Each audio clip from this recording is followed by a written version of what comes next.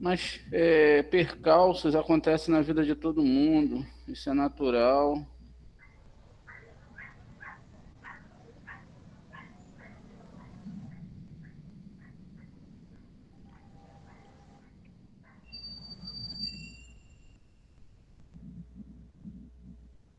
Muito bem. Seu César, só preciso saber se o senhor está entendendo tudo bem, né? Se o senhor conseguiu acessar. O senhor pode digitar aqui, ó, tem uma telinha aí que o senhor clica e digita. Se o senhor não tiver som no. Às vezes a pessoa não tem um som, aí o senhor pode digitar aqui, ó, nessa janelinha, tá vendo aqui, ó? Só para a gente começar a aula, ó, tá aqui em cima, ó, chat e com todos. Aí clica-se aqui, ó, aí pode se inscrever, né? Aí você pode escrever e falar para mim se o senhor está me ouvindo.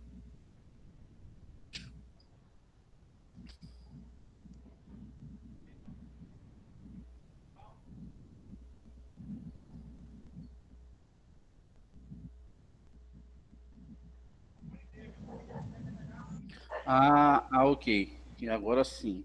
É, opa, dona Jaqueline também. Muito bem. Vamos lá, gente.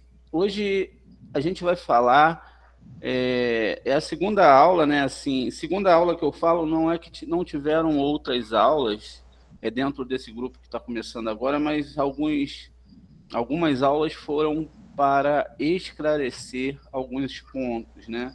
Então a gente fez a primeira aula com os patriarcas sobre a questão dos patriarcas, e agora a gente vai fazer sobre a questão das matriarcas. Olha, eu não consigo vê-lo e nem ouvi-lo, seu César, porque o computador não está permitindo, né? Não deve ter webcam ou a questão do som está desligada.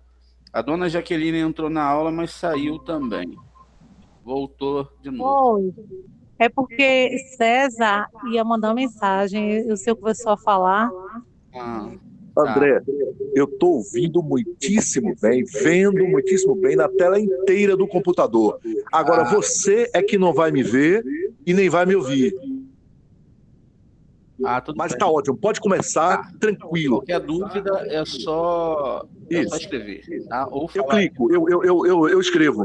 Eu convido até a dona Jaqueline para ficar nessa aula, porque essa aula Ela está aqui do lado do computador comigo. é muito importante a senhora entender essa aula aqui, porque ela, apesar de ser reencarnação, ela serve muito mais para a mulher do que para o homem, né? A do homem a gente viu na outra aula, mas é importante também os homens saberem disso, tá bom? Tá bom. Tá ok. Gente, vamos começar aqui então. Então, o que acontece? Toda vez que a gente vai falar da questão de reencarnação, é algo muito polêmico. É polêmica até interiormente, né? Porque nós viemos de uma cultura é, que é totalmente aversa a essa situação de reencarnação. Ou seja, não é, não é falar disso, falar de reencarnação é algo que vai contra tudo aquilo é, que acreditava-se no meio que nós estávamos, não é verdade? Então, reencarnação em si, ela é uma coisa complexa de se falar. Não é nada fácil. Por quê? Porque as pessoas, elas já têm uma configuração espiritual e mental sobre essa situação do que é a reencarnação, né? Do que é a reencarnação, do que na verdade do que é a Torá e o Taná. E para você falar para essas pessoas sobre a realidade, né, do que realmente é muito difícil, porque primeiro se cria um bloqueio, né? Como que veio se trabalhando a religião? A religião ela veio trabalhando cada vez mais quebrando os conceitos de Torá. Ela chega até o ano de 1500 ali, crendo, a Igreja Católica, eu acredito sinceramente que a Igreja Católica, se botar na conotação é, de o que é a verdadeira, assim, dentro do cristianismo, é a única igreja que detém aí olha, entenda, não é que ela é verdadeira, dentro do que é a religião cristã, é a única igreja que é a primeira, né, que saiu de lá, de Roma, e que continua até hoje. As outras igrejas que saíram, elas saem de dentro da Igreja Católica. Tudo que eles têm foram ensinados pelos padres, e depois vieram os protestantes, né, e começaram a fazer estudos, e cada vez foi se embolando mais a situação. Quando chegou ali mais ou menos no ano de 1842, começou essas manifestações espirituais, em que eles chamam de manifestações do Espírito Santo, que na verdade de santo não tem nada, né? Porque quando você pega um culto afro e pega um culto religioso pentecostal, você vai ver que é a mesma coisa. As pessoas começam a receber um espírito, outro recebe outro, e daqui a pouco é aquela dança, aquela confusão, é uma coisa que não tem nada a ver com a questão de Torá, né? Não tem nada a ver com a Torá. Muitas pessoas ficam perturbadas mentalmente, muitas pessoas perdem a fé por receber certas revelações que não acontecem. É uma confusão danada, é uma confusão mental. Essa espiritualidade, ela tende a cada vez mais lutar contra as questões de Torá. É lógico que deve-se haver o respeito, né? Ninguém vai entrar numa igreja, ninguém vai ficar ofendendo ninguém, mas aqui a gente está falando dessas situações que acontecem e como é visto isso dentro do judaísmo.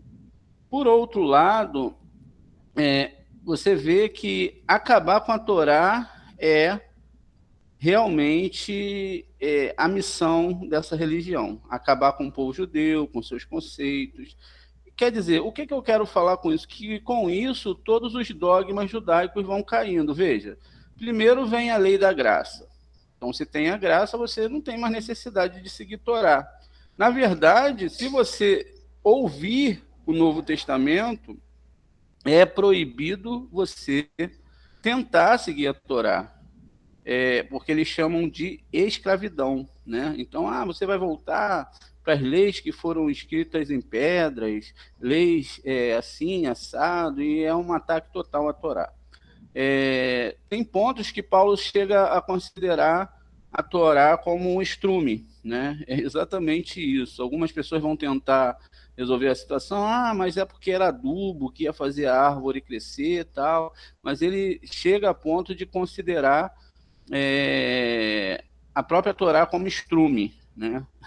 Aí quer dizer, cria-se dentro da pessoa uma antagonia à Torá. Toda vez que alguém vai falar de sábado, guardar Shabat, vai falar de comer kasherut, é totalmente avesso àquilo que ela acredita, e aquilo ali para elas é até um pecado, né? E aí, dentro dessa questão, que a gente vai chegar lá onde eu quero chegar, vão se quebrando os dogmas de Torá, as pessoas elas vão ficando o que nós chamamos de escravizadas dentro de uma mentalidade religiosa e não dentro de uma mentalidade de Torá. Elas recebem uma ordem para que consigam novos seguidores, né? É por isso que a igreja tem essa questão de sair por aí e conseguir novos seguidores. Os testemunhas de Jeová, as outras religiões, eles querem cada vez mais terem mais seguidores. Quanto mais seguidores tem um pastor, um padre, maior, né, é a sua... acho que o seu poder, não sei falar como isso funciona, eles abrem várias igrejas e isso para eles é uma bênção, né? Terem um quantitativo de seguidores, as pessoas estarem ali dentro da igreja e todos eles estão com problemas, essa é a verdade, tanto é que se vive fazendo campanha, né? Porque a promessa do Novo Testamento é que não tivesse mais problema. A pessoa que entrou ali a partir daquele momento, ela não teria mais problema, porque os pecados delas foram pagos. Se foram pagos, foram quitados. A pessoa está limpinha e não pode ter mais problema nenhum, não é? Que é contrário à Torá. Quando você vai enxergando esse ponto, eles vão quebrando todas as lacunas do que é Torá, do que não é Torá, né? Em vários sentidos, e aonde eles puderem quebrar, eles vão quebrar. Uma dessas situações que eles quebram, né, dentro da gente, eu falo isso porque eu sou ex-cristão e eu também sou ex-judeu messiânico, né? Estudei profundamente a Brit Hadashah, em todos os aspectos. Tudo que vocês podem falar de seus espirituais dentro da igreja eu tive. Alguns batismos que eu fazia, caíam árvores, carros eram recuperados, eu falava uma coisa, acontecia, era um verdadeiro bruxo. Mas graças ao Eterno, de Baruch Hashem, eu não participo mais dessas coisas, e não quero nem participar. Hashem me livre, né? Porque todas essas coisas vêm para atrapalhar a nossa vida, atrapalhar a vida das pessoas, e também vem para que você queira se tornar um grande profeta, um grande homem de Deus, tudo você quer ser grande, enquanto a Torá, ela mostra ao contrário para a gente, tá? Que a gente tem que diminuir e entender a nossa missão. A gente sabe que a primeira mulher, começando a aula agora, a gente sabe que a primeira mulher foi Rava, né? E ela era a primeira mulher que habitou nesse mundo. Ela foi a primeira pessoa uma primeira alma que foi involucrada por um corpo, né? E ela tinha uma missão, né? Só que ela falhou nessa missão, e a gente vai ver durante a aula qual foi os erros que ela cometeu, né? E por que ela teria que ter uma retificação, né?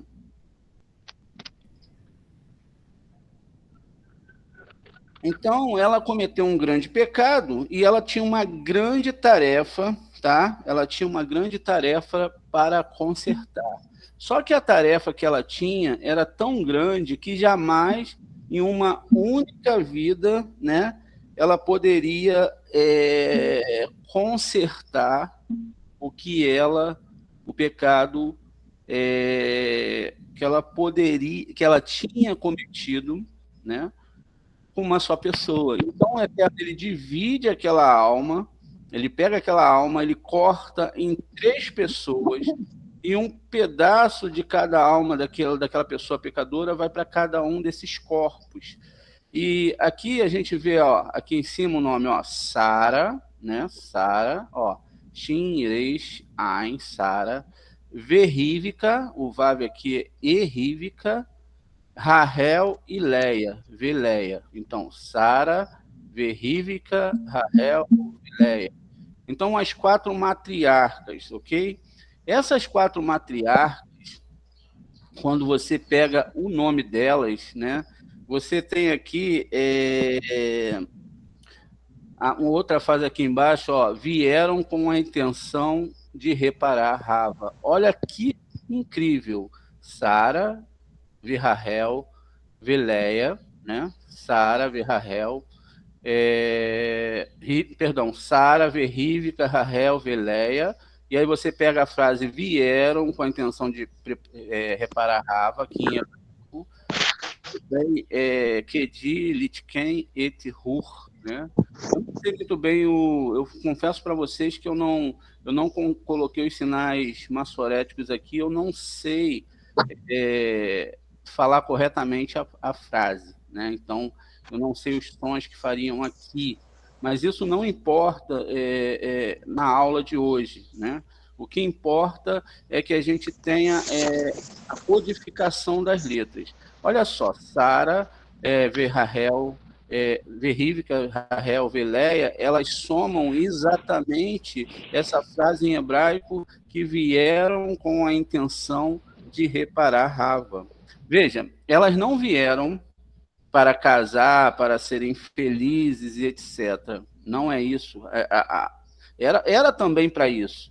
Mas o que elas vieram realmente fazer era fazer o quê? Qual era a missão delas? Consertar o erro que havia sido cometido no Gan Eden. Porque a partir do momento que o erro foi cometido no Gan Eden, ele deixou um rombo na alma humana, certo? Então, essas mulheres que são as matriarcas e elas estão descritas na Torá, elas tinham que voltar a alma delas e dentro da alma do povo judeu esses erros. Então, a missão de toda mulher que vem e quer ser uma judia, uma batinoa, ela tem a que fazer o mesmo conserto que foram feito na alma dessas pessoas, para que se viesse, para que o povo de Israel pudesse entrar, ok? Então, gente, aqui está a primeira prova, né? A primeira prova sobre a reencarnação. No judaísmo, ele não é feito, não vou falar de intelectualidade, né, mas de filosofia. Olha, eu acho assim, eu não acho assim, mas aí se você pegar e você parar para pensar, mas aí de repente fulano de tal falou isso, eu concordo com ele, não é nada disso. A Torá, ela é feita de guematrias, ela é feita de exatidão, e as letras hebraicas é que vão falar. Por que elas vão falar? Porque elas têm uma numerologia, elas têm um número, e esse número é como se fosse um código de barras, né? Que vai mostrar no futuro ou em outro momento uma situação espiritual, entendeu? Então é necessário que se entenda isso. Entendendo isso, a pessoa ela consegue então chegar realmente ao que é a Torá, entender o que é a Torá e o que tem que ser feito através da Torá.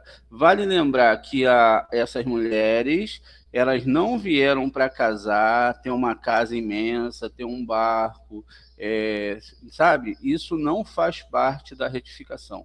Elas vieram para retificar suas almas, elas vieram com a missão de consertar os erros da Rava, ok?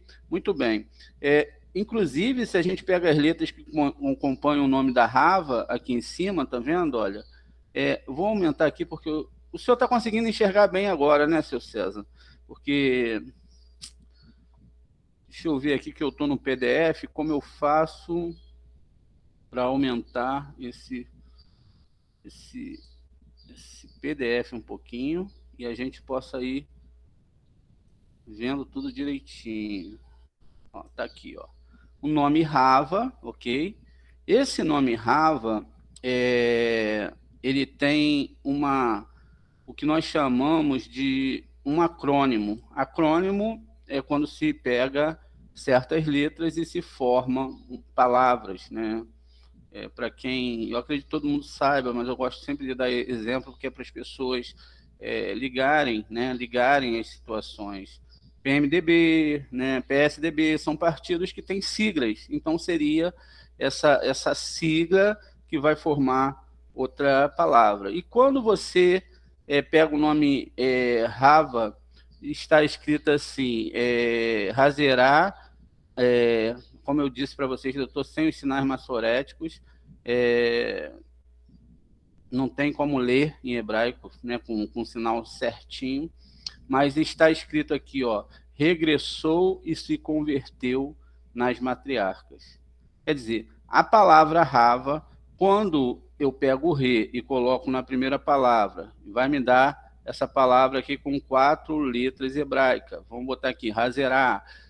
O Vav, ele vem aqui, Verritar, o re, né? Vai dar outra palavra aqui que eu não vou saber falar ela. Então, eu tenho aqui escrito, né, que regressou e se converteu nas matriarcas. Quer dizer, além de estar codificado na Torá que elas vinham, né, com a intenção de reparar Rava, e aí aqui eu tenho a mesma numerologia, eu tenho aqui agora o acrônimo, né, que diz que elas vieram, né? Ela regressou e se converteu nas matriarcas. Olha que coisa interessante. Essas matriarcas eram, né?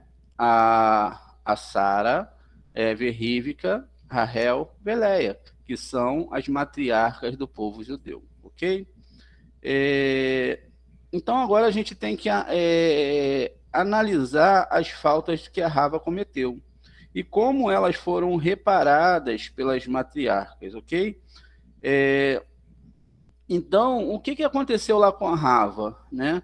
Ela teve a ingenuidade em acreditar, né, no serpente. Ela começou um bate-papo com o serpente, e aí o que aconteceu?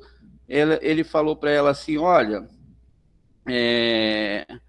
você pode comer dessa árvore aqui, que quando assim que você comer da árvore, você vai se dar bem, você vai ser igual a Deus, você vai saber de tudo.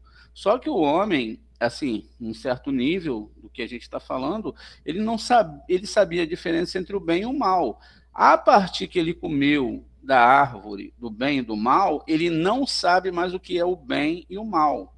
Ele mistura o bem com o mal. Ou seja, muitas vezes uma pessoa faz o mal pensando que está fazendo o bem, ou ele faz também o bem pensando que está fazendo o mal. Ele não tem mais a capacidade intelectual, isso a nível espiritual e não a nível da psique humana, porque o que a Torá descreve como bem e mal é muito diferente do que nós entendemos por bem e por mal, ok?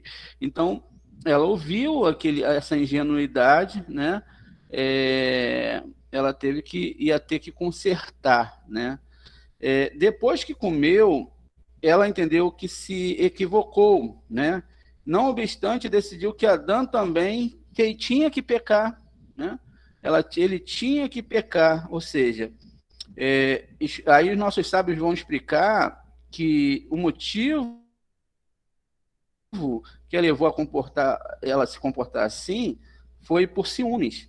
Ela pensou assim, ela pensou, o Eterno vai me matar e vai me castigar, né?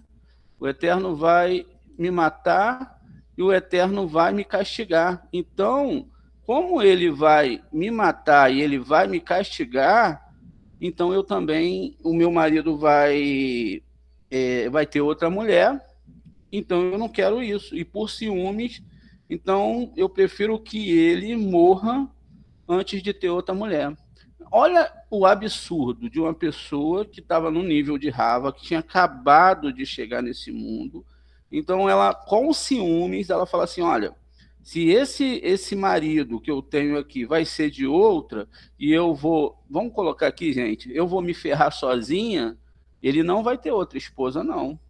Ele vai morrer comigo. Vem cá, Adão, vamos comer aqui da árvore. E aí o homem, né? Ela traz essa situação sobre o homem. Então, quer dizer, essas duas atitudes dela foram ciúmes foram pecados muito grandes. Primeiro, dar ouvido ao serpente. Segundo, oferecer um mal para outra pessoa. Olha como que as coisas funcionam. Então, ela deu de comer ao seu esposo, é o terceiro erro, né? Que causou a maldição a eles e também aos seus descendentes. Quer dizer, o mal não foi dado só para eles, eles poluíram todos os seus descendentes. Por quê? Quando a gente está discutindo sobre isso, a gente está falando sobre os níveis de emoções do ser humano, os níveis de psique daquilo que as pessoas entendem por bem e por mal, e que elas não enxergam dentro da Torá, né? A maioria das vezes, quando se lê, a gente entende que, poxa, eles erraram, tal, e que, né, mas não se entende o nível desse erro que eles tiveram. Três consequências, né, teve o pecado de Rava. Ela apagou a luminária do mundo, quer dizer, Adão, Harishon, e ele era uma alma imensa, né, já que ele tinha uma grande alma que foi insuflada ali por Deus, ou seja, a alma matriz da humanidade, né, porém, inclusive, a Rava, ela foi tirada de Adão, ela é uma metade de Adão, ok? impurificou a Halá do mundo, quer dizer, a Halá era o Adam Harishon, né? Ele é catalogado como a Halá do mundo, já que é igual a massa, né? Uma massa que Deus tirou da terra, porque você vê, o mundo é como se fosse uma Halá, o Eterno pega um pouquinho do pó da terra e molda o homem. Não é isso que aconteceu? Então, por isso que tem aquela questão de se tirar um pouquinho da Halá, um pedacinho, representando isso. E metaforicamente, tomou um pouquinho da terra e fez Adão, né? Derramou o seu sangue e os converteu em imortais, ok? Então, quando a Rava toma essa atitude, ela traz a morte sobre toda a humanidade. Ou seja, as pessoas que iriam viver para sempre, graças ao Eterno, ela pecou, porque se todo mundo vivesse para sempre, imaginem com a capacidade de mal que um homem mortal ele faz durante a sua vida, né? No período de 50 anos, foi diminuindo 40, 50, 70, 80, foi diminuindo para que o homem pudesse ter ideia que um dia ele ia morrer. Imagina uma pessoa que vive 1000 anos. Ela vai se preocupar com o quê? 5. Quando ela teve o seu primeiro filho, ela ficou orgulhosa, né?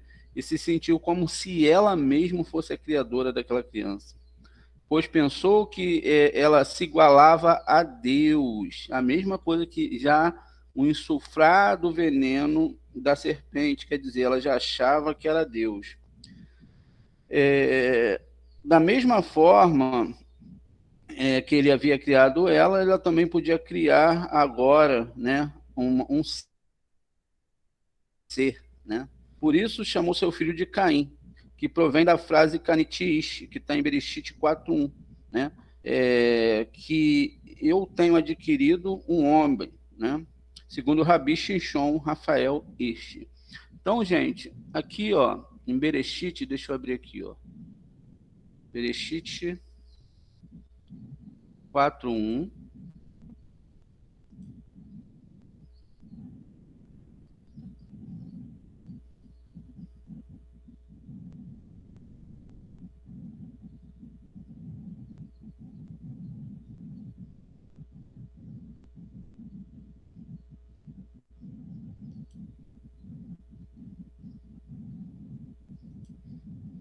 Aqui, vamos lá, Bereshit 4:1. Traduzir aqui. Então, Bereshit 4:1, Canitiish. Então tá aqui, ó. Eu tenho, né, obtido, ó, Canitiish. Eu tenho obtido, né, um homem. Eu adquiri um homem, né? Eu ganhei um menino. Eu adquiri um homem. Aqui tem ainda Et Yud He Vav He, né? Aqui vai estar traduzido com a ajuda do Senhor, mas aqui não tem a palavra ajuda. Aqui não tem a palavra ajuda. Aqui tem Et, né? Ish, Et, Kaneti, Ish, homem, Et. Isso aqui, esse Aleph, Tav, ele não tem, assim, ainda que está aqui, ó, sinal do objeto direto definido, não traduzido em inglês, mas geralmente precedendo, indicando acusativo, né? Por exemplo, com, perto, junto, com, junto com relacionamento, mas não tem em inglês, nem em português, né? Não tem uma tradução, não existe uma tradução, e a gente sabe, os cabalistas sabem, né, conforme aprendemos com os nossos mestres, que o Et, na verdade, é um apontamento do Aleph e do Tav, do alfabeto hebraico, porque é chamado de Aleph, Beit, não é isso? Mas aqui eu tenho a primeira letra e aqui eu tenho a última letra, mostrando que houve a participação dessa configuração e dessa espiritualidade do Eterno. Mas, na verdade, esse Canetiish, ela está dizendo que ela conseguiu sozinha um menino, né? seria um ato de rebeldia, segundo a Torá, ok? Esse ato de rebeldia, ele ficou, né, mais forte por causa dessas situações que a Rava ela cometeu e fez com que toda a humanidade caísse, ok? É lógico, gente, que às vezes até a gente brinca, né, que Deus fez a mulher a última criação, entre todas as coisas foi a mulher, né? E foi justamente a mulher que trouxe a queda do homem, mas isso era um plano divino, né? Isso era algo que tinha que acontecer. Agora, vale observar aqui que o homem e a mulher, o Adão original, ele era formado das duas almas. Era tanto a parte masculina como a parte feminina. Ou seja, ele era um ser dual e com essa dualidade ele tinha então, imagine, vamos colocar um ser hermafrodita que habitava dentro de um único corpo. Ou seja, imagine uma alma masculina e feminina dentro de um corpo só, o tamanho da intensidade, né? Vamos colocar assim, dessa discussão interior, né? Do que realmente poderia gerar um cérebro que pudesse suportar essas duas almas dentro dele. Vendo Deus, né? Que talvez, aí já é um pensamento meu, que não era bom o homem estar sozinho, né, um corpo só para duas almas, porque Deus ele é formado de uma parte masculina e uma parte feminina, não da forma que nós temos como feminino e masculino, não na questão da sexualidade, essas coisas, não, mas de uma forma onde é uma configuração divina, onde ele tem essas duas partes, e ele divide. Tanto é que o primeiro Adão ele é feito à imagem e semelhança do Eterno. Ele divide essas duas partes. Aí, então, agora, quando essas duas partes elas são divididas, por isso, inclusive, a Torá começa com a letra Beit, também é uma das configurações. Então, agora, existe esses dois seres, né, que podem interagir entre si e que, através do entendimento das ordens que foram dadas ali no Gan Eden, em primeiro momento para Adão, e Adão, que era uma parte mais proeminente do corpo antes da separação, e Rava era uma parte mais interior, o que a gente também pode julgar como consciente e subconsciente, né? O que é consciente é tudo aquilo que a gente consegue definir da nossa personalidade, tudo aquilo que a gente consegue entender da nossa personalidade. E o subconsciente é aquilo que nós não conseguimos definir, por exemplo, certos desejos, certas situações que acontecem com um e não acontecem com o outro, porque uma pessoa gosta de uma cor e a outra pessoa gosta de outra cor, etc. Esse é o subconsciente.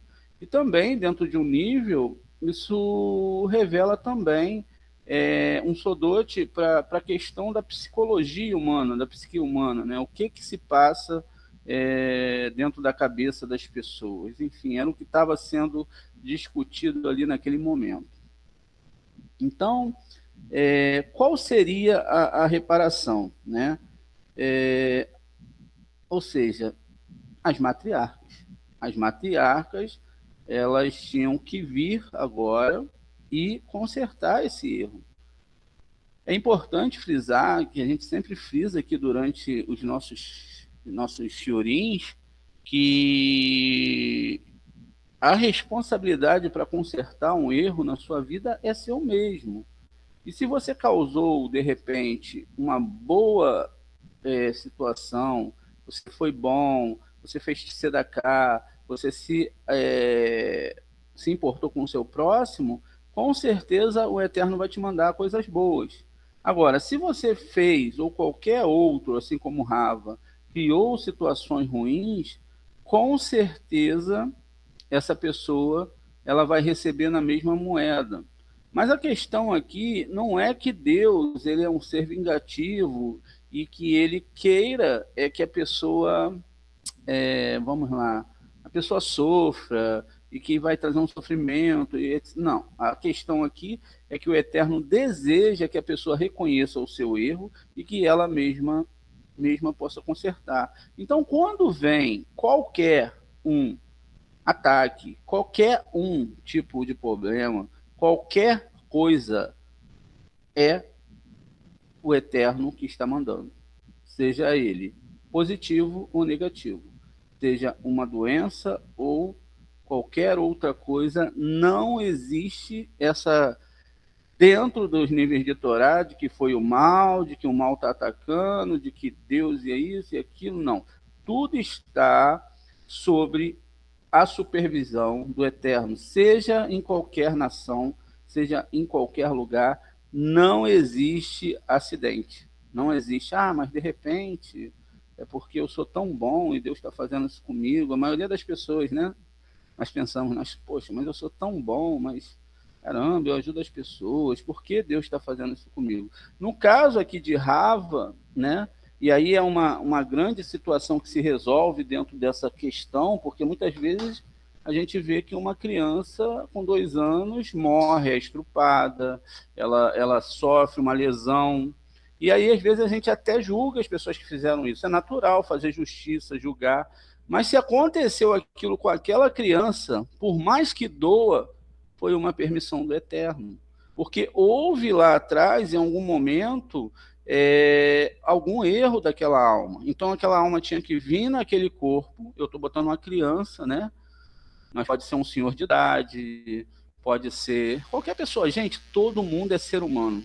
Pode ser um ser humano que o corpo não cresceu, é uma criança, mas a alma que está ali dentro, às vezes, tem 6, 5 mil anos. E a gente não sabe.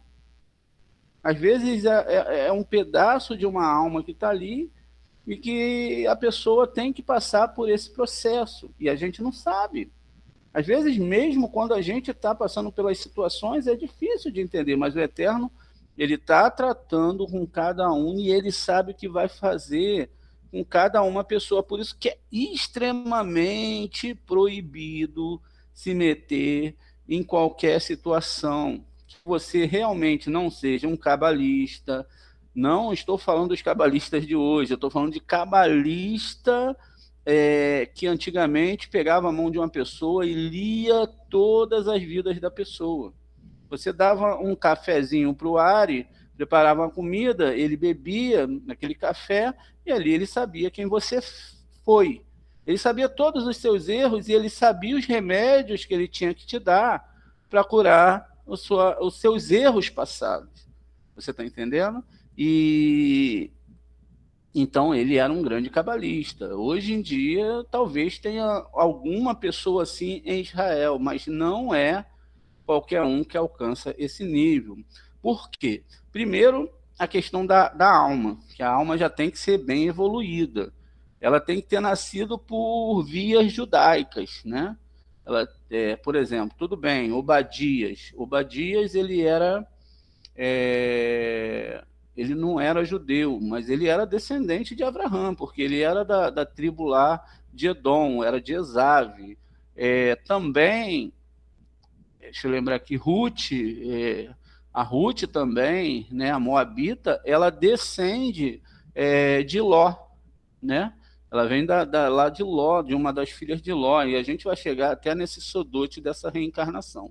Então, tudo que tem nesse mundo é projetado pelo Eterno. Ou seja, então, agora que elas pecaram, elas tinham que fazer um conserto do erro delas.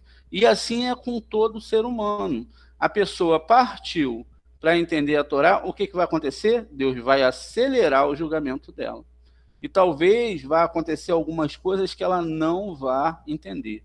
Podem ser doenças, podem ser, como se diz, perder um emprego, problemas financeiros, ela pode ter um monte de situações. O que agora ela tem que fazer? Ela se apegar com toda a força à Torá. e pedir ao Eterno para que ele dê força para que ela não abandone a Torá. É por isso que durante as rezas na sinagoga, as pessoas falam, né, Hashem, desata, eles não pedem para desamarrar, ele fala assim, afrouxa as ataduras do cativeiro. Então eles pedem assim, não deixa ser tão forte o meu ticum, não deixa eu desistir de cumprir esse ticum, que eu consiga cumprir, né? E que eu consiga ir à frente. Essa é a reza. Mas é lógico que o Eterno pode curar, é lógico que o Eterno pode fazer as coisas acontecerem, mas tem gente que leva a religiosidade só para esse lado. Olha, eu vou para tal lugar, eu vou fazer tal coisa para que Deus me abençoe, para que Ele me dê isso, me dê aquilo, e isso não é Torá. Como a gente acabou de observar, elas tinham que vir e consertar o seu erro, né? E como seria essa missão, a gente lendo a Torá, a gente entende perfeitamente. Então, né, as matriarcas, elas esperavam uma tarefa difícil, porém, graças à sua pureza e à firmeza da sua crença em Deus, e um grande entendimento de que este mundo é para trabalhar e reparar. O trabalhar o quê, gente? Morrer de trabalhar, sair ganhando muito dinheiro para ter tudo dentro de casa do bom e melhor? Não. Trabalhar para que a sua alma possa ser elevada. Trabalhar para comprar livros judaicos, trabalhar para comer comida kasherut, trabalhar para ajudar o seu próximo, para fazer tzedakah. Isso é trabalhar pela Torá, ok? Se tornar uma pessoa melhor a cada dia. Isso é a Torá. A religião em si, se você vai numa sinagoga fazer uma reza, ajuda, lógico, mas isso em si, se não tiver esses entendimentos, não vão valer de nada. A pessoa vai ficar presa, porque, vamos lá, a pessoa que serve o Eterno, única e exclusivamente, porque deseja se beneficiar, a partir do momento que ela não se beneficia, ela acaba abandonando tudo, porque ela vai falar, poxa, mas não é bem assim que eu pensava, né? Não é dessa forma que eu pensava que eu ia me dar bem, mas eu estou vendo aqui que a coisa está diferente. E realmente, a gente pode parar a aula aqui, eu posso começar aqui fazer a pergunta para vocês, para ver se a partir do momento que vocês pegaram a Torá, começaram a estudar a Torá, as coisas começaram a ficar mais estreitas. O tratamento do Eterno começou a ficar mais estreito. Algumas coisas a gente não consegue entender, mas é justamente isso que acontece. Porque a partir do momento que você pega a Torá, você começa então agora a ter que consertar. E só se conserta com dor, né? Quando uma ovelhinha da casa de Israel sai do lugar, ele vai lá para quebrar a Torá, a sua alma está indo se empestear, do outro lado está cheio de lobos, mas vocês nem imaginam como são esses lobos. Seres espirituais horríveis, esperando para pegar aquela ovelhinha. Ele tem que dar-lhe uma chicotada do tamanho do universo, para que a pessoa sinta a dor e nunca mais vá lá para perto dos lobos, né? Porque senão a pessoa vai ficar indo, vai ficar voltando, a pessoa vai, volta. E isso, gente, também está configurado dentro de todos os erros que a gente comete contra a Torá. Adultério, lashon hará, sabe? Tudo aquilo que a Torá proíbe, que se a gente fosse citar, são 365, né, mandamentos e 248 do que se deve fazer. Enfim. Então, para elas começarem a reparação, né, da grande alma de Rava, abrindo assim um caminho para cada mulher judia, que é uma partícula, né? Essa mulher judia, ela é uma partícula exatamente de Rava, ou seja, cada mulher que decide ir para a Torá, ela se torna uma partícula de Rava, e a partir desse momento ela tem a responsabilidade, né, de consertar a Rava, assim como os homens, a partir do momento que eles se tornam estudantes de Torá, eles têm a responsabilidade de consertar o Adão, ok? Para reparar essa ingenuidade, né, ela tinha, né, qual é a ingenuidade? Você está vendo o mal vindo falar com você, a pessoa tentando quebrar a Torá, a pessoa tentando te provar, ou tentando falar mal, ou dar algum conselho na sua vida particular, no seu casamento, seja, aí a Torá vai falar, existem essas situações, como é que se diz? É o galante, né? Aquele homem que chega perto das mulheres, querem conquistar, ou as mulheres que chegam também tentando tirar a pessoa da Torá, tentando provar que o mundo delas é melhor, e aí elas começam, sabe? Isso tudo são o quê? Ações do serpente tentando tirar a pessoa da Torá. Então, para reparar essa ingenuidade de Rava e sua falta de habilidade para descobrir o malvado, vem Sara e se dá conta com rapidez quem é realmente Ismael.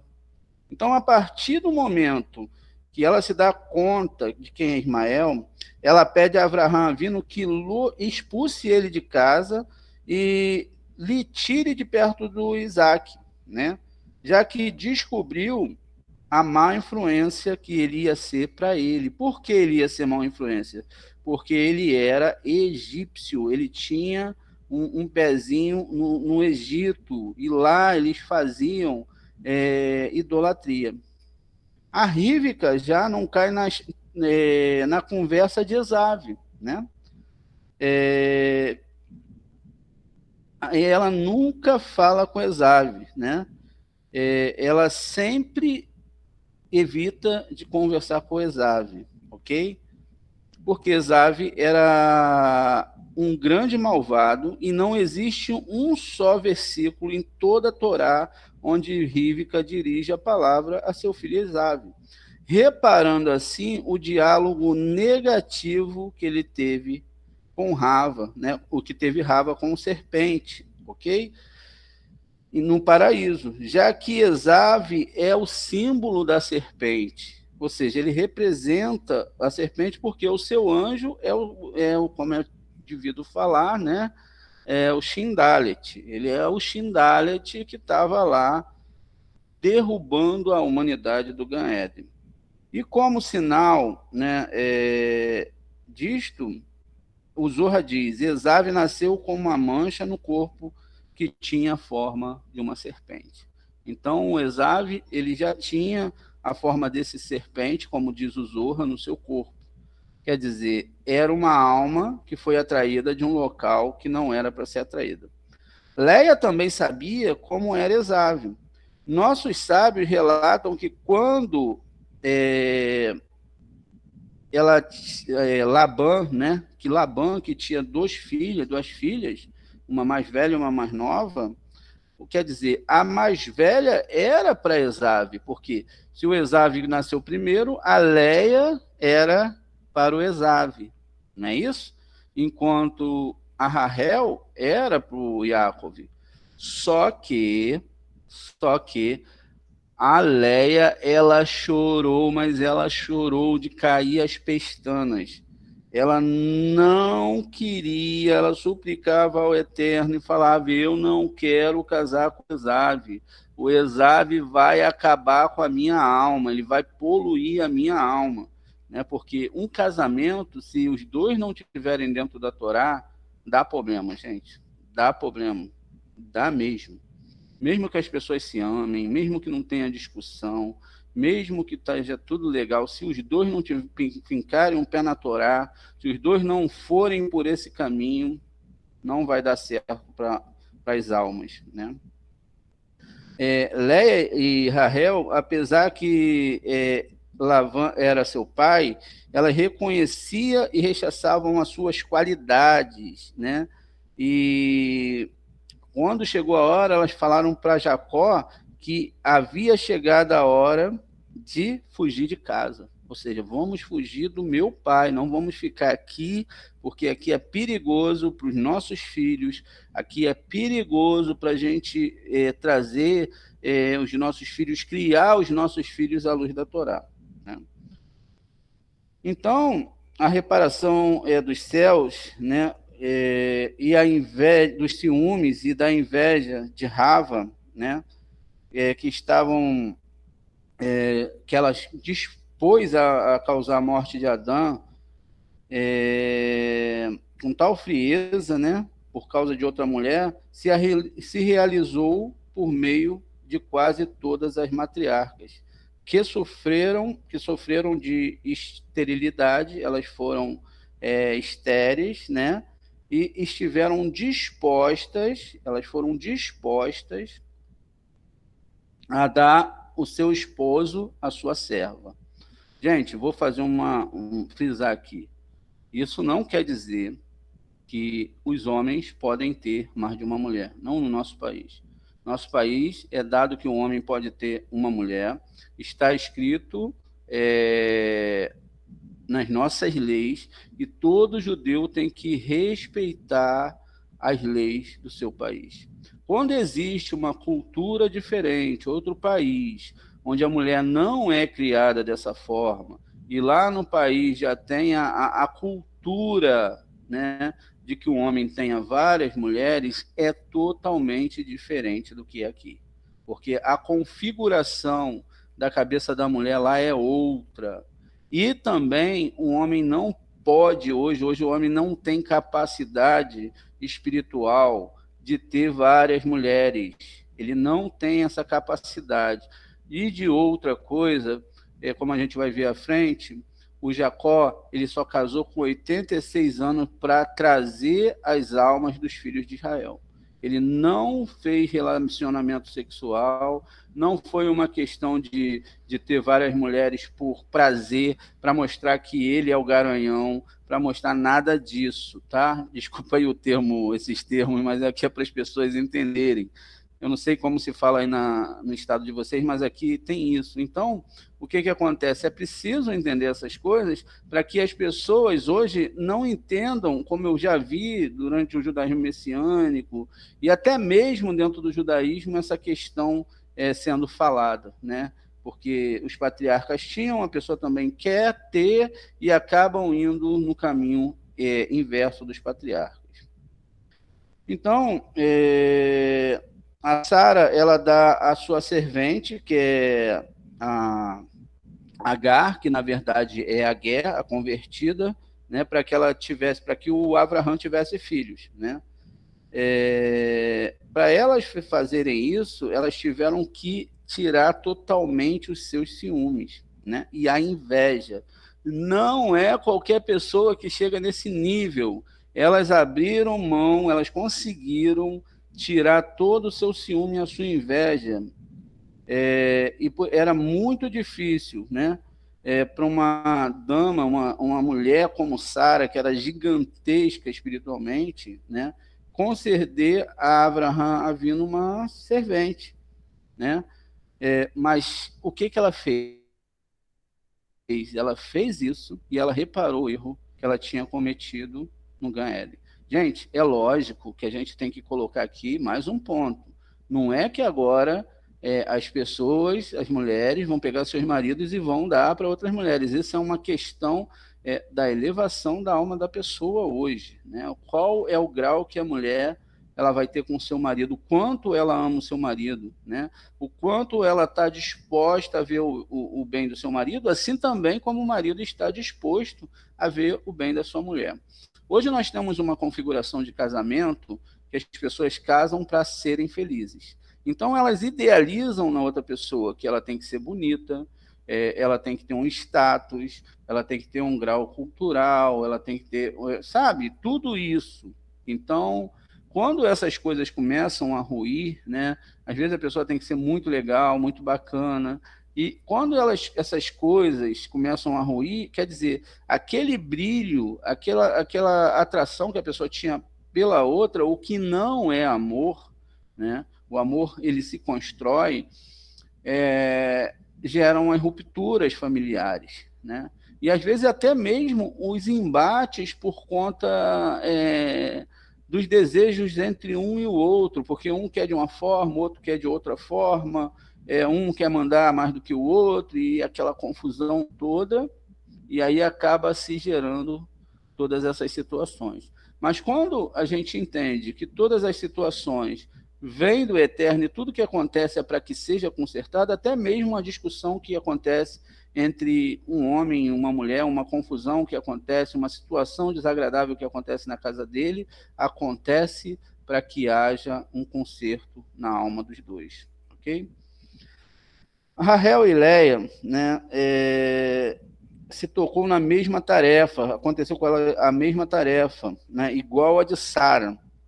Elas deram a Yaakov a outra mulher que de novo se tratava da serventa, de serem serventes dela. Então essa reparação chegou até Rahel, que depois de 7 anos, né, de amor e esperança, de que Jacob for o seu marido. Ele deu a Leia. Na verdade, se você para ver essa história da Leia, e a gente aqui vai um pouquinho para outra aula, que talvez a gente faça em outra hora, a Leia,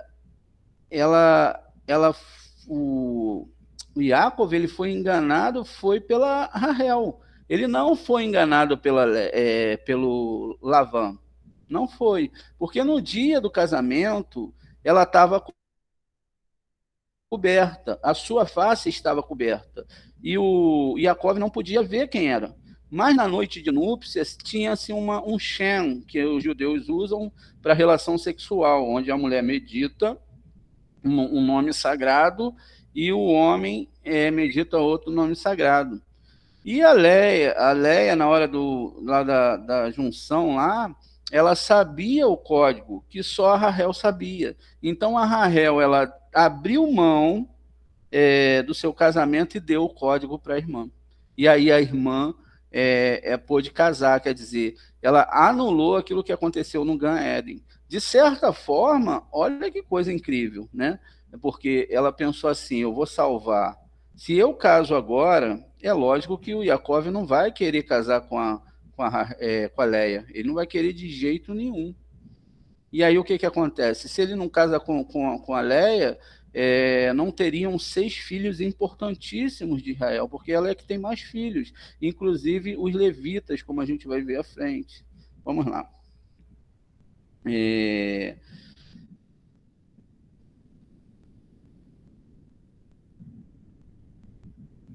Ok.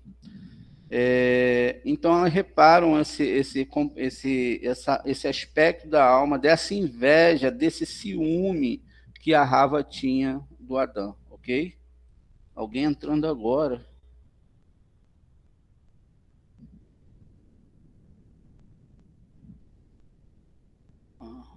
Ok. Bem-vindo, Dona Rosa. Eu não conheço a senhora, mas seja bem-vinda. Já estamos bem avançados aqui na aula. Shalom. Na terceira parte, né, as maldições que causou Rava se repararam diante de Rivka, né, na famosa cena em que ela ordena a Yaakov disfarçar-se de Esav, ok?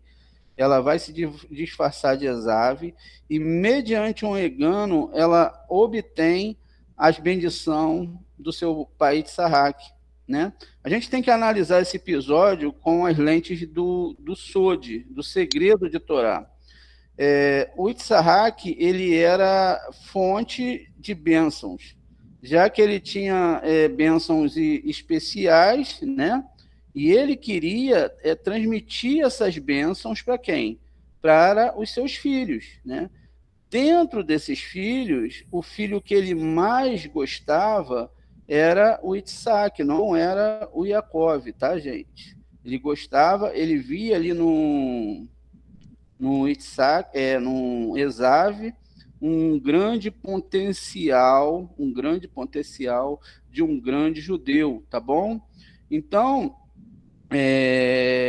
Rivka vem reparar Rava e Yaakov a Adão, né? E Esav representa a serpente que estavam no Éden. Olha que coisa interessante. Deixa eu tentar ver aqui como eu explico isso para vocês de uma forma bem lógica para vocês entenderem. Vamos lá. O que aconteceu no Gan Eden ali foi uma inversão de nascimentos, né? Quando o serpente ele engana a Rava e nasce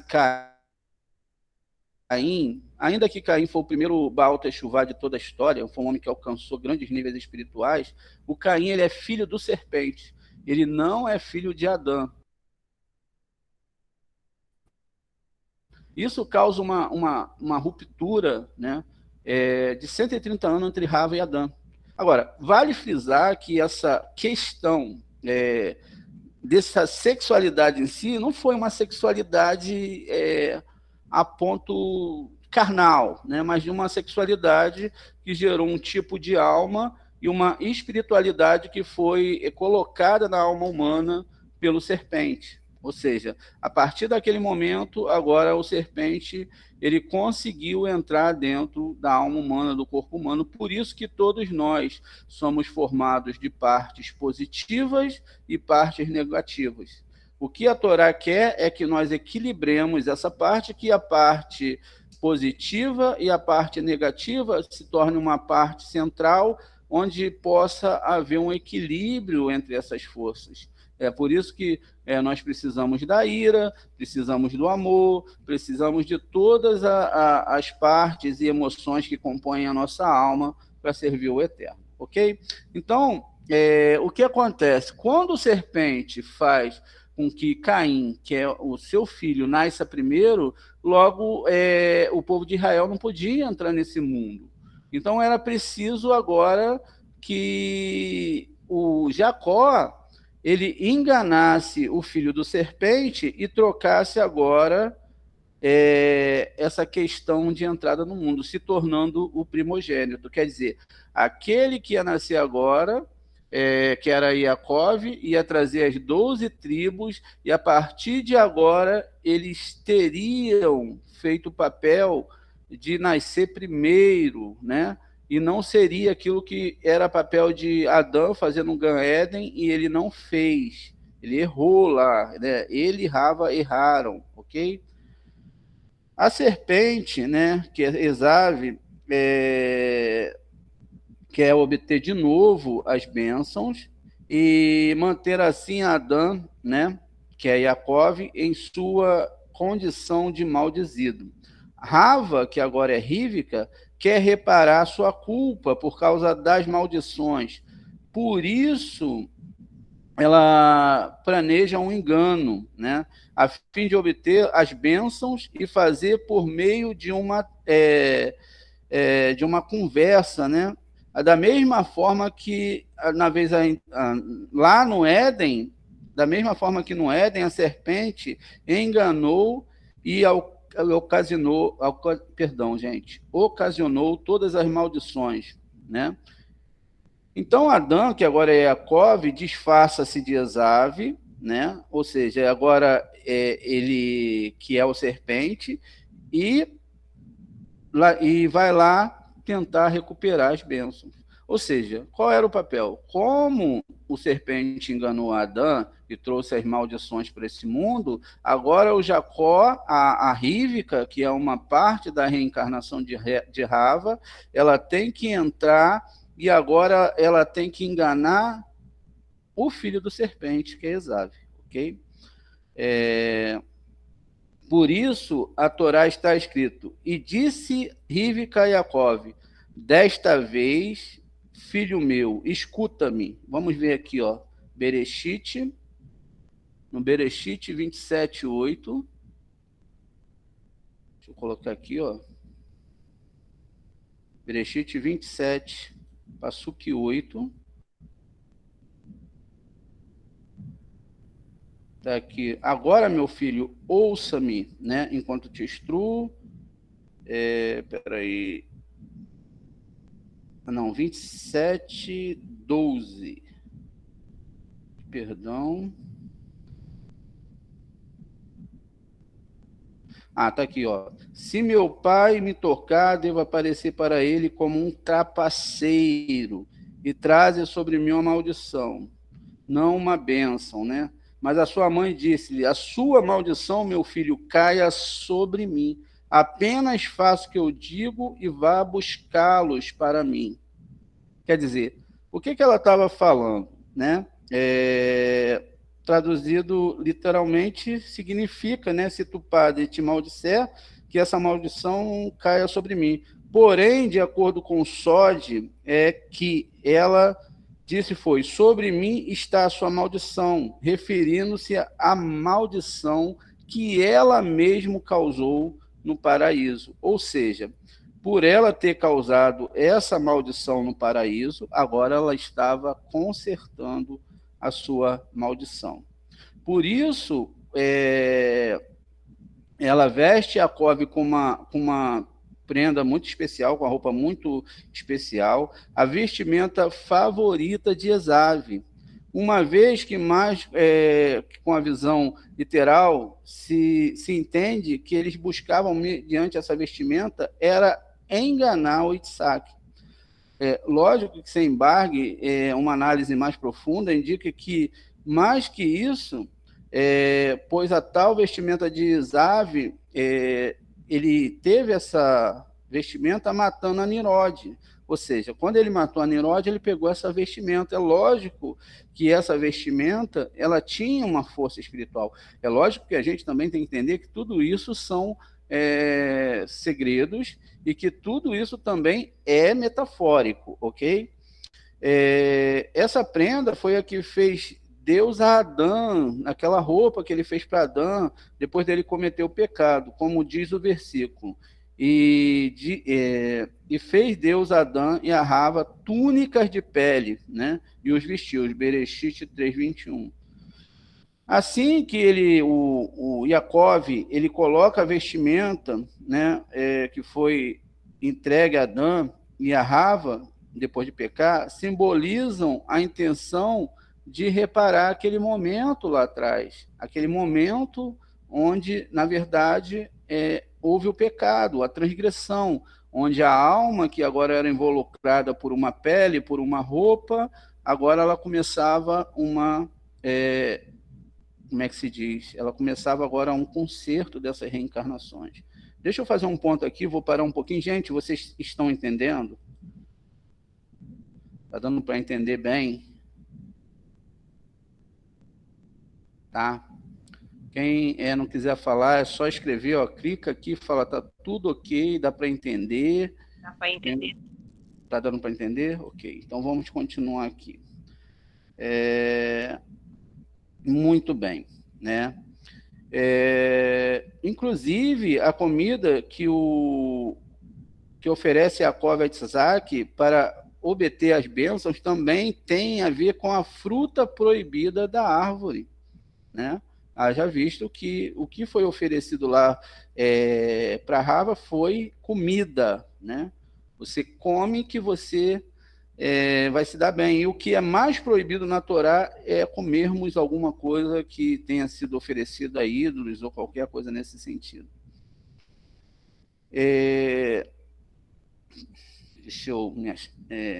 Essa árvore que foi dada do conhecimento do bem e do mal, de acordo com a Guemará, há várias opiniões a respeito de qual era esse fruto.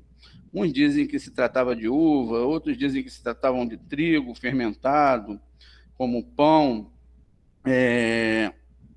Porém, diz a Torá, e trouxe Jacob ao seu pão, ao seu pai, perdão, pão e vinho. Né? Vocês vão observar que essa questão do pão e do vinho, eles estão sempre sendo falados na Torá, mas isso tem um nível profundo. Inclusive, no sonho de Yosef, era um padeiro e um copeiro que estava lá, e o segredo é sobre o pão e o vinho, um gera a morte e o outro traz a vida. Né? Então, Bereshit 27, né, vai dizer aqui para a gente, Bereshit 27, do 17 ao 25. Deixa eu colocar aqui. Do 17 ao 25. Diz aqui, ó. Em seguida, ela colocou a mão de seu filho Jacó no prato e o pão que havia preparado. Olha, em seguida ela colocou nas mãos de seu filho Jacó o prato e o pão que havia preparado. Deixa eu só dar uma lida aqui em cima. Tá ok.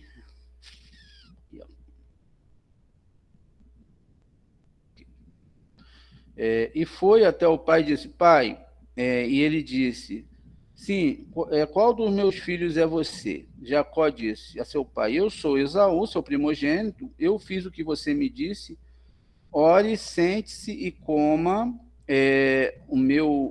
do meu jogo, para que possa me dar a bênção mais íntima.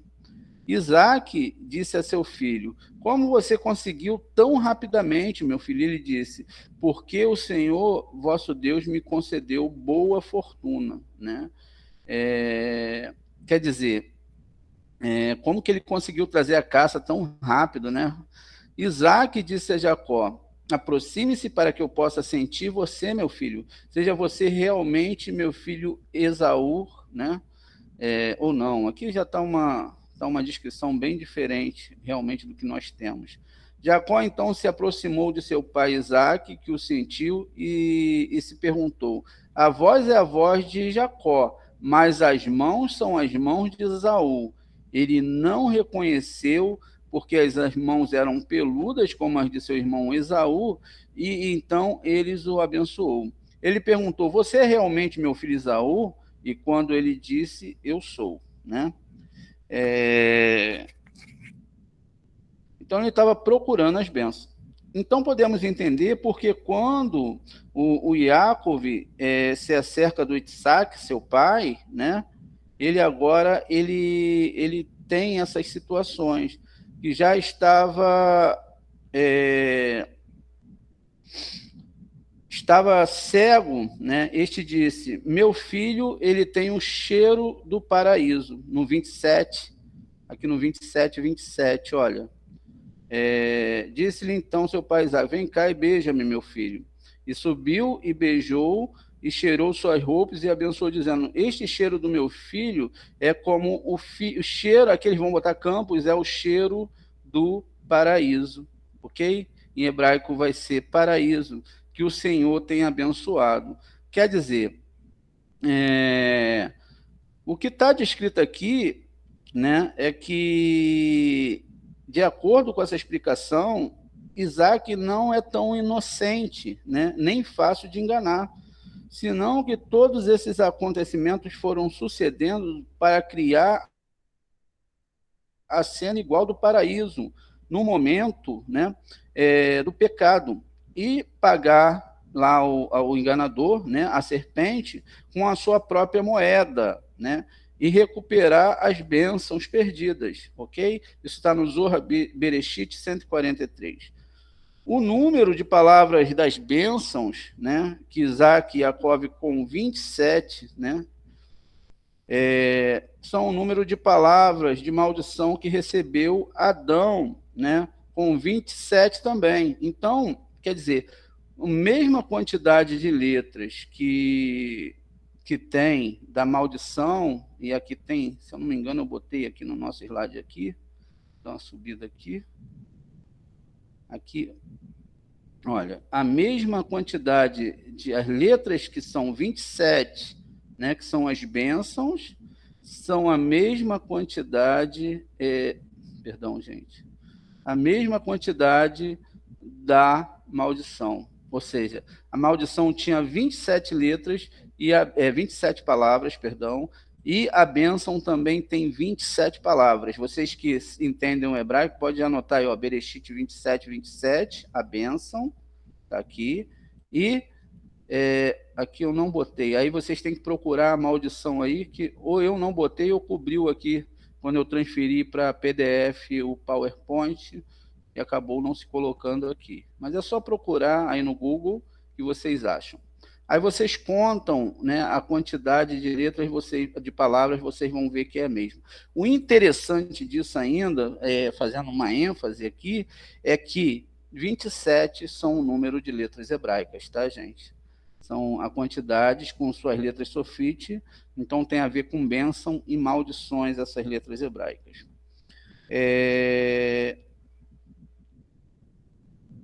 E, além do mais, esse número 27, né, na forma da palavra zar, que quer dizer puro, limpo, né? Para simbolizar assim que purificaram e limparam as manchas da impurificação, ok?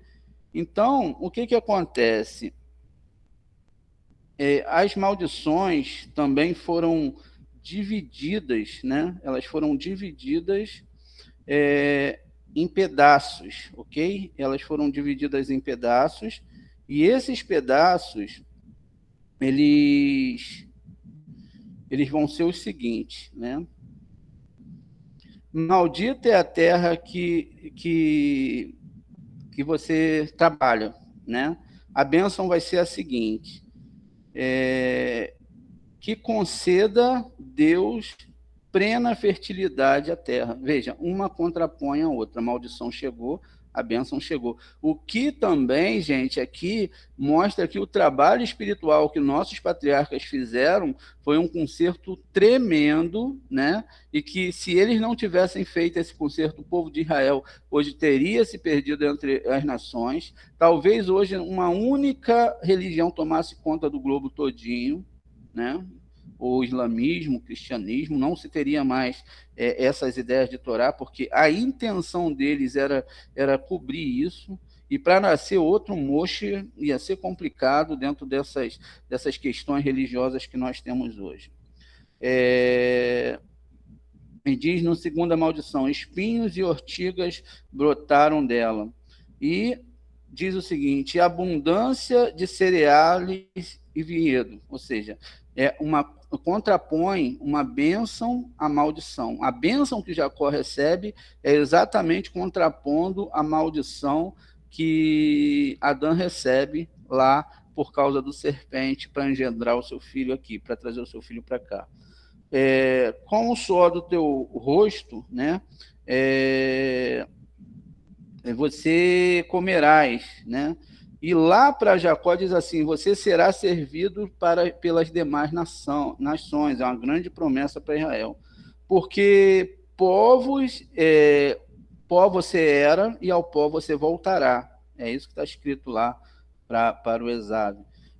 Que seja líder de seus irmãos e que se prostre ante a ti os demais, quer dizer, a questão de se prostrar, quando você se coloca prostrando, você se coloca no pó, não é isso? Agora o Jacó recebe essa outra bênção, contrapondo essa outra situação. Continuando aqui, gente.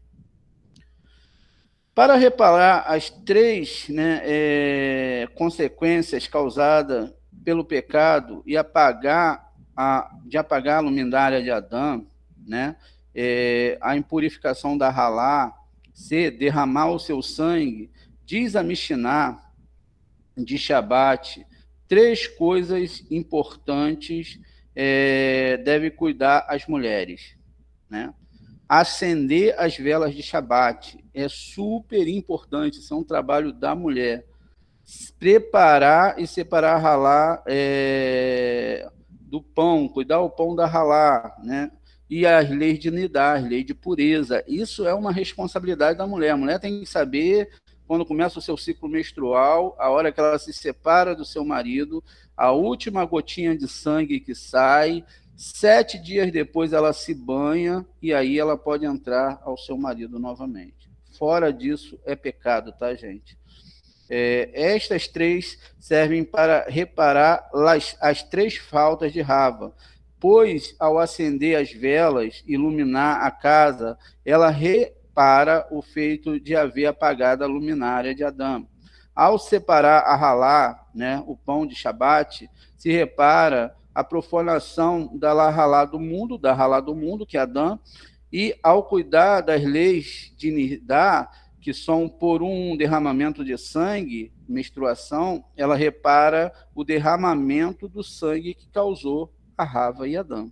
Tá vendo como todas as coisas da Torá, elas ultrapassam muito mais o entendimento, e ela não vai pela questão científica. É lógico que cientificamente, se Deus está falando uma coisa, cientificamente aquilo vai funcionar também, vai ser bom para a pessoa na questão da saúde. Mas a questão aqui é muito mais espiritual, é muito mais uma questão de estar se consertando um erro que aconteceu com a alma da humanidade, já visto que Rava e Adão são as almas master que vão gerar todas as outras almas, e se nossas almas saíram deles, elas vieram com esses defeitos, inclusive a alma dos judeus, ok? Sara foi a primeira mulher em cuidar, né, essas 3 leis. Por isso, em sua morada, se viam constantemente 3 milagres, né? As velas que milagrosamente se acendiam, né, no Shabat. Espera aí, gente.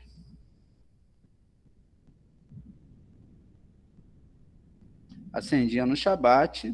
A Shabat, a reparação da luminária de Adão. Sempre havia bendições, né, na massa preparada. E ela alcançava muitas graças e mitzvah, né, na Halá, que realizavam para reparar assim a Halá do mundo. Constantemente, em cima da sua morada, se mantinha uma nuvem divina, simbolizando assim a pureza corporal devido ao cuidado que elas tinham dessas leis de Nidá, reparando assim o derramamento do sangue de Adão. Olha que legal. Agora, ela Rava, como chegou essa senhora agora na sala, a gente está falando das 3 matriarcas, onde cada uma recebe uma fração ali da alma de Rava, e elas estão reparando, através da sua reencarnação, esse erro de Rava. Quando morre, Sara desaparece, né? Esses 3 milagres desapareceram. Eles regressaram somente depois de 3 anos, quando Isaac se casou com Rivka, e levou ele à casa lá de Sara, já que Rivka também seguiu esses passos, e também ela precisou, né, ter a presença divina para seguir isso na sua cabana. Então, era cheia de pureza a sua cabana, ela gozava de abundância do pão e observar as luzes de vela acendida de Shabat a Shabat. Ela acendiam a vela no Shabat, a luz daquela vela ia até o outro Shabat. Muitas pessoas ficam pensando, poxa, será que a vela ela ficava acesa? Não, a espiritualidade do Shabat. A pessoa realmente levar isso muito a sério. Questões de Shabat, questão de festas judaicas, as questões dessas situações tão profundas da Torá que devem ser acendidas dentro da alma do ser humano, porque a alma é a vela do eterno. Se a pessoa acende o Shabat, se ela começa a levar a Torá como se fosse algo tremendo para a vida dela, e ela começa a seguir ou ensaiar, se ela não for judia, as questões de Shabat, logo ela consegue ter a sua casa equilibrada, desde o momento, gente, que seja o homem e a mulher. Se tem só o homem ou só a mulher, é impossível, ok? A gente vê isso no caso de Abraham e Agar. Agar teve que ser mandada embora junto com o menino, porque senão eles atrapalhariam a vida judaica de Abraão. E isso continua mais tarde no tabernáculo, onde lá na parte mais sagrada, né, havia menorá. E essas velas, das quais uma delas era chamada Né Hamariv, milagrosamente se mantinha acendida de Shabat a Shabat. A mesa com 12 pães que se mantinham frescos de maneira milagrosa de semana a semana. O altar de incenso que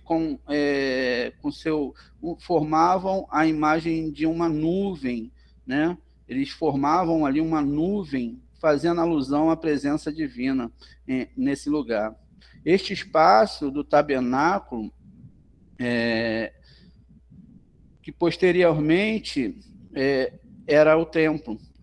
Fazia alusão à cabana de nossas matriarcas, com a sua vela, pão, nuvem divina, ao qual simbolizavam a reparação, né, de 3 erros de Rava. Veja, tudo muito fechadinho. Para reparar o orgulho de Rava e sua atribuição pessoal de haver criado um ser, né, como a gente citou, que ela ficou orgulhosa por ter trago Caim, né, e trazer um bebê ao mundo, e utilizar a palavra kaneti ishi, quer dizer, eu tenho adquirido um homem, se atribuíram-se a Deus, e sem atribuir a Deus ou agradecê-lo, as matriarcas repararam da seguinte maneira. Vamos lá, gente. Qual é a maneira que elas vão reparar isso?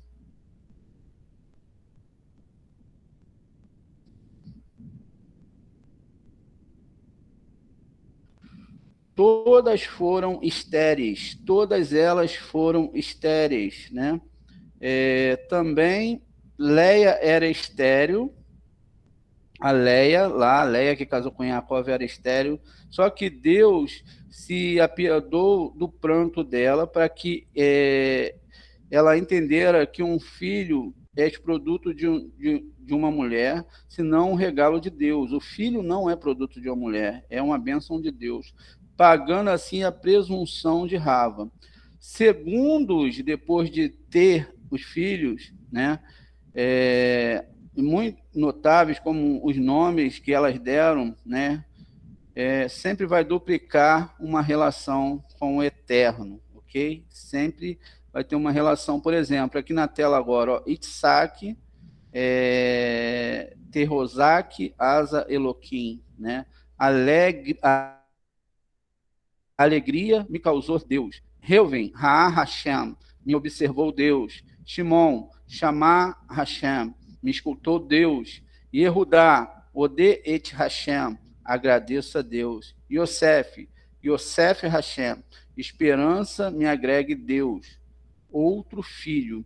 Danini Eloquim, me julgou Deus para o bem. Me julgou para o bem Deus. Né? Issahá, Natan, Hashem, Serrari, me recompensou Deus. Ou seja, todos os nomes agora que eram dados aos meninos eram um agradecimento ao Eterno.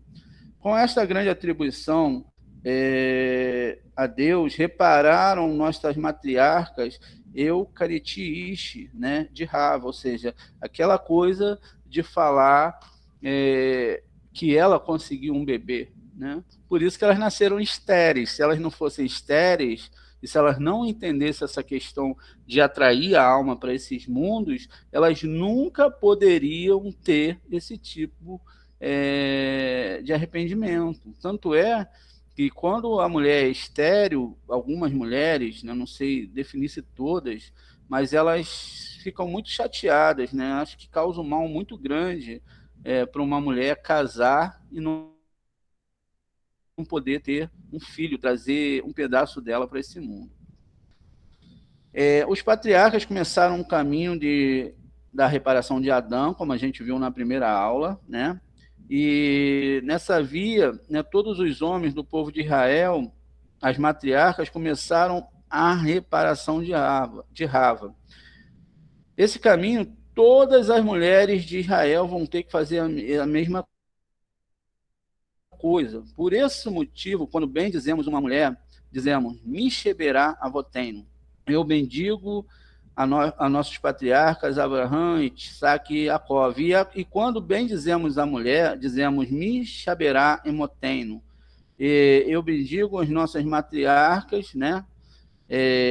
Sara, Rivka, Rahel e Leia. É usado nas rezas. E separamos assim o texto da bênção, porque as mulheres são dignas de serem bendizidas pelos patriarcas, e os homens não são dignos de serem bendizidos pelas matriarcas. Senão, como se trata de maquetes, de exemplos, né, de pessoas que consertaram as suas vidas, né? Foram essas almas bendizidas, cada um pelo seu canal, ou seja, as mulheres têm que ser bendizidas com a reza das mulheres e os homens com a dos homens, porque cada um tem o seu papel, ok? O homem vai ser bendizido ali pela questão de ser homem, e ele tem que consertar o Adão, daqueles erros que a gente viu na aula passada, e as mulheres vão ter que consertar os erros dela, e por isso as bênçãos são específicas, ok? Voltando aqui agora para a nossa maquete, ok? Vamos tentar aumentar aqui um pouquinho.